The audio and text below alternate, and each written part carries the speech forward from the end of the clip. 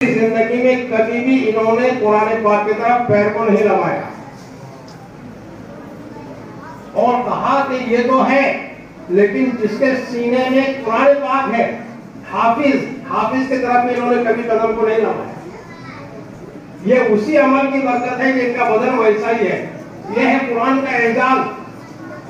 कुरान का एक अदब करने के बाद उसका ये एजाज होता है कि जो कुरान तालीम के ऊपर मेहनत करते हैं, हमारे बच्चे पढ़ रहे हैं, इनके साथ तो वही मामला होगा।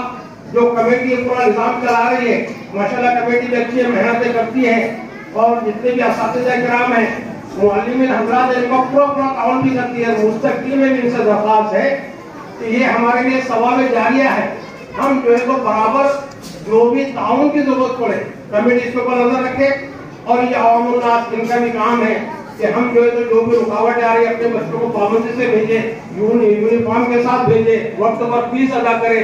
अल्लाह का एहसान है, बच्चों ने बड़े अच्छे अंदाज में हमारा प्रोग्राम पेश किया और ये इसका सवाब हमी को मिलने वाला है।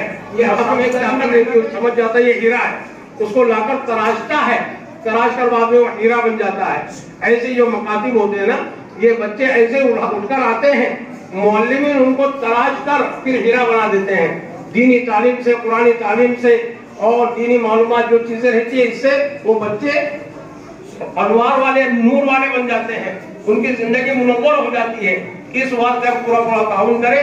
खुशी हुई अल्हम्दुलिल्लाह, बच्चों को अच्छा तैयार किया गया है और मौलाना का भी हम शुक्रिया अदा करते हैं कि इतने सारी मसरूफियात के बाद हजरत मौलाना ने वक्त दिया। मुस्तकबिल में भी हम हजरत से दरख्वास्त करते हैं कि जब भी सिलोट की आवाज लगे तो हमको जो तो उस टाइम में खास तौर से नजर में रखकर हमारी दावा को कबूल की जाए। अल्लाह से दुआ है कि अमल की तौफीक नसीब फरमाए।